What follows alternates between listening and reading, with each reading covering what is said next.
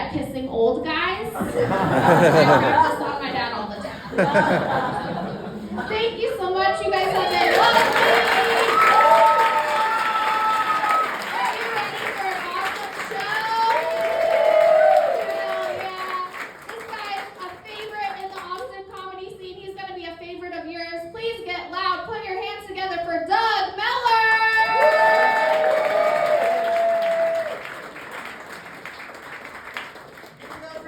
Everybody.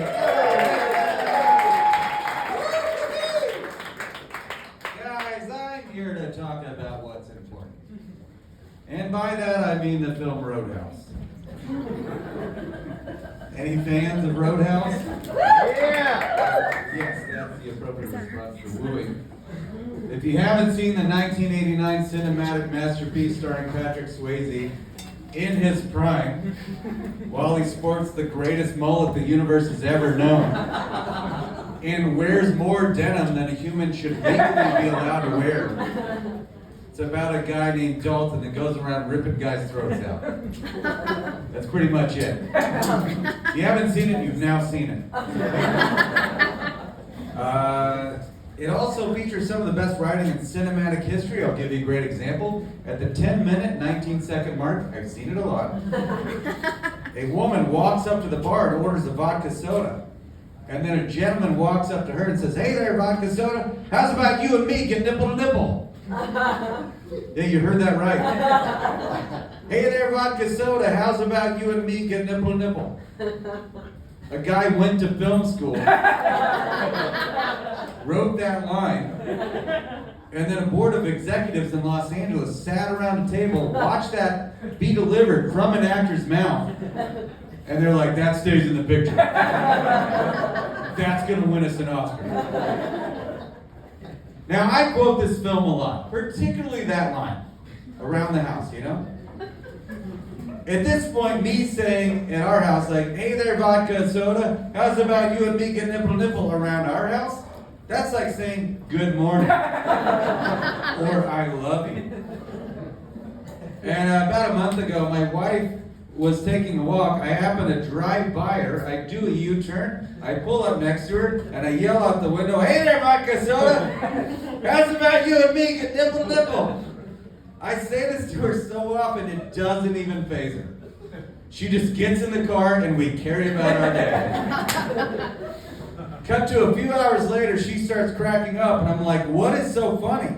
And she was like, "There were other people on the sidewalk when you yelled at me.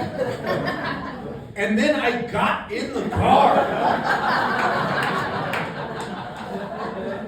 They think that line works on me. And I was like, "That is awesome." And then she divorced me. We went to a music festival, my wife and I, a few years ago. We went to see a friend's band perform. And after the show, we were going to hang out with her and her bandmates in this trailer area, like the backstage area. They all have trailers, all the bands. There were two problems with this. In finding the trailer. One, all the trailers looked the exact same. And two, we were on all the mushrooms in the world. It was very confusing, difficult at best to find the trailer. Eventually, our friend that's in the band is about to reach for the door, which we assume is her trailer because she's reaching for it. And then she jumps back and she goes, "Oh no!" And I'm like, "What?" And then she points to a sign on the door of the trailer that indicates it is not her band's trailer. It belonged to another musical act. Maybe you've heard of them. They're called the Wu-Tang Clan. Yeah, and the three of us idiots were about to just walk in there tripping balls like, "Hey, what's up, guys?" Just me in my RoboCop shirt. And my wife and our friend were like, "We can't go in there." And I was like, "No, I can taste color right now. They'll love this." I thought we were going to be fast friends, and they talked me out of it. I was like, damn it. I still have regret to this day. And the only way I find solace is I tell myself that in the multiverse, there's another me out there, another Doug, that did go on the trailer that day, and he is now in the Wu-Tang Clan. That's right. Somewhere out there, there, it's Raekwon and RZA and Jizza and Ghostface Killah and Doug. He is living my best life. At that same festival, you know, we just kept eating psychedelics and stuff. And like, at one point, we were watching this pretty mellow band, but there happened to be a mosh pit that broke out. People were just banging into each other like idiots. And it doesn't mesh well with mushrooms. And my wife and I are not having a good time. And my wife was just like, this mosh pit has to stop. And I was like, we can't stop a mosh pit. Nobody's ever, that's not a thing. And she's like, well, it's gotta happen. And right about then, this giant man jumps into her. And she turns and she grabs him by the arm. And that's where I'm like, well, this is where I'm gonna die. She's not gonna fight him, she's gonna fight me. And then she turns to him, sticks her finger in his face, and goes, no! Stop it! And he did. Not just him, all 40 of these grown men. The whole mosh pit stops. And she turns around, like looks confident to them, and then turns back around, slowly walks to me, her eyes as big as saucers, and she just goes, did I just stop a mosh pit? And I was like, look, we're on so many drugs, this could be our living room. I don't know for sure. But I think so. And now, anytime we're in any situation that's bad, I'm like, do your pointy finger thing again. It's like a superpower. I was at the Austin airport recently, and we'll just say a month ago, because that's what I say for all jokes. And this little girl I should preface this by saying that it was 6 a.m. I'm not good at getting up early in the morning. And so we had to be up at like 3:30 in the morning to get to the airport and all that. And it's this little girl's playing peekaboo with me. And I turned to her mother and I was like, oh, your little girl's so cute. What's her name? And then she said, Lenny. And I was like, oh, Lenny, like from Of Mice and Men? Yeah, there are some groans. Those are the readers in here. They're not just on TikTok all day. And yeah, you know that was not a nice thing to say, I guess. Like, I could see the wheels turning in her head like, oh, I have made a mistake with his name. And I love it. It's a beautiful name, but she was just like really thrown off by it. And then meanwhile, I'm just like, well, anyway, see you later, stranger. And by later, I mean never. And I get on a plane, leave her life forever. And then she just has a talk with her husband later, like, we can't call Lenny by her first name ever again. We're definitely calling her by her middle name, Macbeth.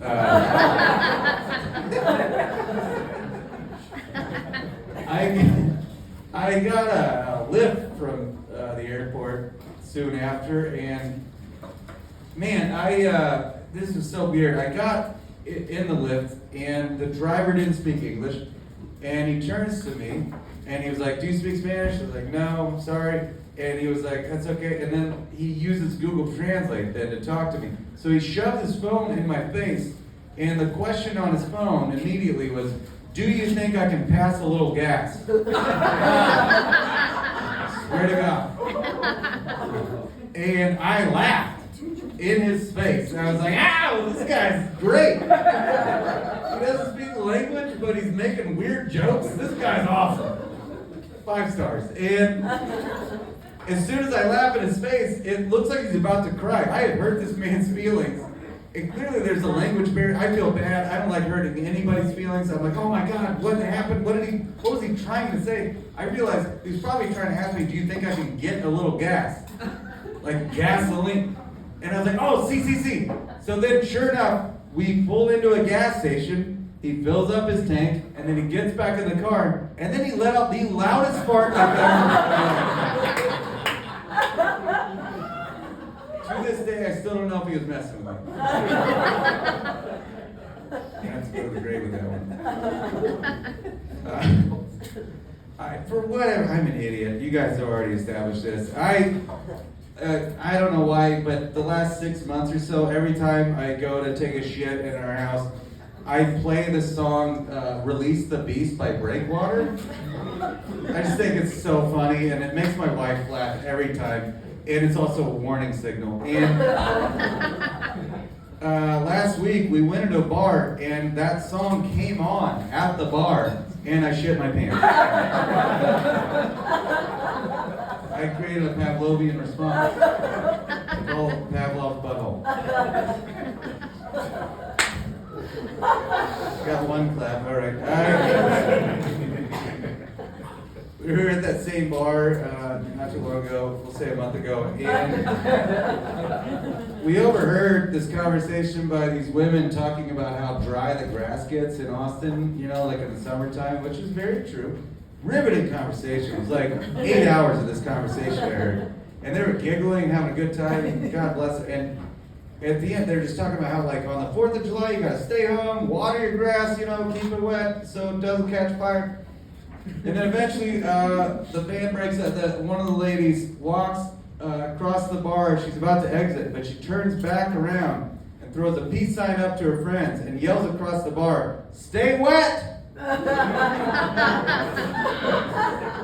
And the whole bar cracked up. And they thought we were in on their dumb joke, and we were like, no, this is much funnier. She didn't even realize the peace sign's also a vagina sign as she yelled it. I just hope they keep that joke as an inside joke for the rest of their lives. They just get shirts that say, the "Stay Wet Ladies" or whatever.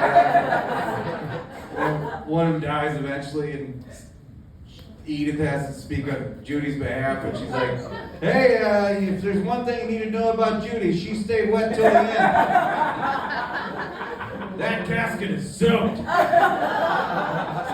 gonna slide right into heaven.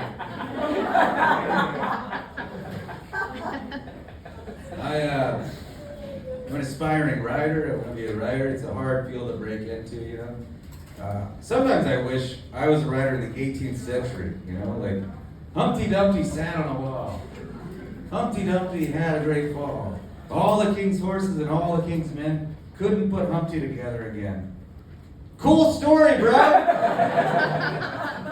You know how hard it is to be a writer these days? And that guy's just like, an egg broke, the end!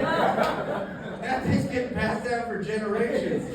Meanwhile, I'm struggling to get stuff out there. I've written many screenplays about eggs falling off of all sorts of things. Well, the ending of that didn't work as well as I thought. You guys keep fried pickles in your pocket?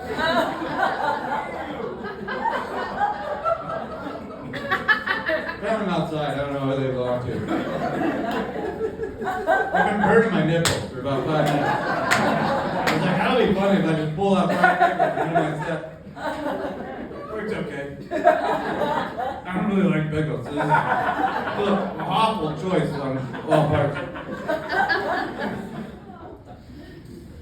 I complimented, there's a lot of, it's a big pickle. I complimented a woman on her pants the other day. I was like, hey, I love your pants. And then she scanned me up and down as if to compliment something on me. And then she just said, thank you.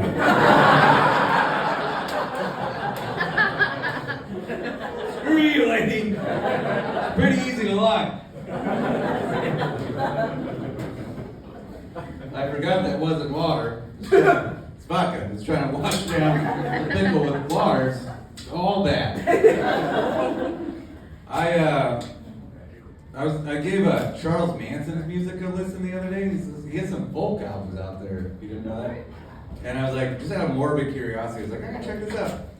And it's pretty good. It kind of freaked me out that I liked it. I was like, what does it say about me? Am I gonna murder somebody? But as weird as I felt, it's gotta be so much weirder for the artist that the algorithm suggested based on me listening to Charles Manson. Like, if you like Charles Manson, you'll love James Taylor. I did not see that coming. For whatever reason, my whole life, I decided that men shouldn't pay a lot of money for a haircut, because like growing up, my mom gave me haircuts, I would give myself haircuts, my friends would give me haircuts, and I never spent more than like $15 on haircuts. And for like a 5-year period, I was going to this one guy that I would pay $10 to get a haircut. But the last several times I went, I complained when I got home to my wife about how I didn't like my haircut. And she was like, well, why don't you just go see my haircut lady? And I was like, she's too expensive. That's ridiculous. I just can't pay more than $10. I'm just gonna do what I'm doing. And she was like, why don't you lay out pros and cons for your guy versus my lady? I was like, all right, but you're gonna feel stupid after all this. So she was like, well, let's start with, what's his name, by the way? And I was like, I don't know. She's like, you've been seeing this guy for 5 years. You don't know his name? I was like, no. We don't really talk. We've maybe said 3 things to each other in 5 years. She's like, well, that's a big con right there.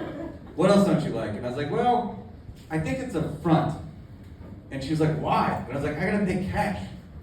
And every time I go, I show up, it's business hours, it says it's open, but I have to bang on the door, and then he runs over and he rolls his eyes like, this guy. And then he proceeds to give me a bad haircut. Like, I don't think he's a barber. Like, and she's like, okay, this is bad. Also, what else? And I was like, well, for the last few months, he's been bringing his dogs. And his dogs just yip the whole time. There's no music, we don't talk, there's just dogs barking the entire, this is all true. And for the last couple months, they've started to crap on the floor while I'm there. It smells. It's awful. And she's like, how are you still doing this? And she's like, what else? There's not anything. I was like, oh, well, sometimes when he gets to this side of my hair, to position himself, for whatever reason, he just sticks his finger in my ear. And I was like, is that normal? She's like, no! This is the biggest con yet. And she's like, are there any pros? And I was like, $10! I was like, it's worth the price. And she's like, for a guy that gives you a bad haircut while you smell crap and dogs yip and I was like, I'm gonna see her lady. You're right. And then after all that, I realized that he had been trying to get rid of me for years. He had probably consulted friends, like, I brought my dogs in, they shit his feet, nothing. What don't you, just stick your finger in his ear, see what happens. I don't want to know what was next. I'm glad I got that. I went to the University of Texas at Austin years back. This was in 2001. Nicole Kidman and Tom Cruise got a divorce. I swear this has to do with my college career. I am their son. And I remember when they got a divorce, people would argue over who was right and who was wrong. I always thought that was so silly. It's like, that's so dumb. Nobody knows who was right and who was wrong unless you know them. Like, just let them be. And then I thought it was so silly. I thought I'd have fun with it. Through the University of Texas, I started a club for $10 and 5 signatures called the Nicole Kidman Foundation. It was all a big joke. And we were hoping to get 50 signatures over the course of the semester once we got going. And in 2 weeks, we got 3,000 signatures. We were unofficially the largest University of Texas organization ever. And we didn't know what to do with it. It was a joke. And so, like a few weeks in, I was like, screw it, let's have a rally. For Nicole Kidman. No one ever shows up to rallies there. 700 people showed up. We had 50 fake protesters. It was great. I gave a heartfelt speech where I cried on Nicole's behalf. After that, we started to get these threatening emails that were saying, if you don't shut down the Nicole Kidman Foundation, effective immediately, it's going to be bad. And I was like, screw that. Let's have a second rally. Because if there's one thing you need to know about the Nicole Kidman Foundation, it's that we don't cave to terrorist demands. Yeah. So I announced the second rally, and right after I did, we got another threatening email that said, if you go through with this rally, the leader of the Nicole Kidman Foundation, me, will be assassinated. I swear to God, this is all true. And that was the end of the Nicole Kidman Foundation. Wasn't my choice though. I wanted to have the rally. My friends all quit on me. They left me like I was an island. They were like, we can't do this. We're all going to get killed. I was like, they didn't threaten you guys. They just threatened me. I'd say we do it. They're like, you're crazy, man. I was like, maybe. I was just like, look, they're not going to do it. It's a joke. And if they do go through it, and they assassinate me because of Nicole Kidman, that is like the funniest assassination ever. Way funnier than John Lennon's. Well, it's not funny. It's sad. You got shot. What's wrong with you?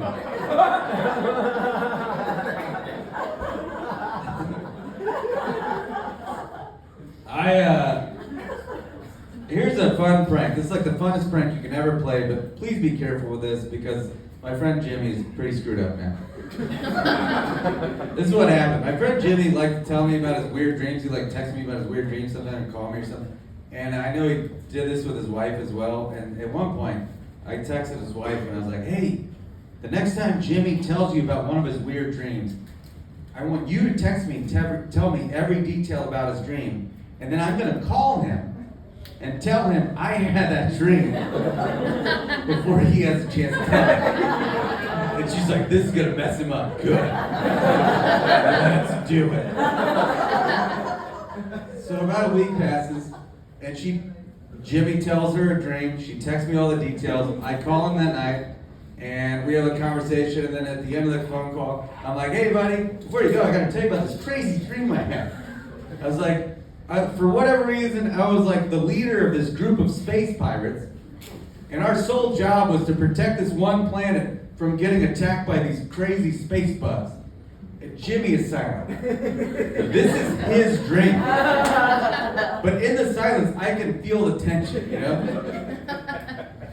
I go on, I'm like, and at one point, for whatever reason, these other space pirates that were bad start to attack us. And then I end up drowning their captain in a vat of pickle juice. That's when Jimmy's like, are you serious right now? Starting to panic a little bit. And I'm like, that's rude, can I finish this? I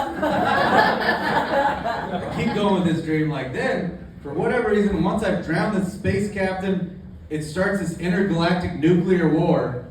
And now, I'm in trouble, but instead of like dealing with that, my wife and I just leave to go back to Earth to go to the Oscars. And when we're at the Oscars, my wife gets on stage in the middle of the ceremony and she starts dancing. And I'm so embarrassed because we are seated next to Meryl Streep. And I know she's gonna hate it, but instead she just stands up and points to my wife and says, you go, girl. That's when Jimmy loses his mind. He's like, I don't know what's happening right now. He's like, you're never gonna believe this, but I had that dream last night.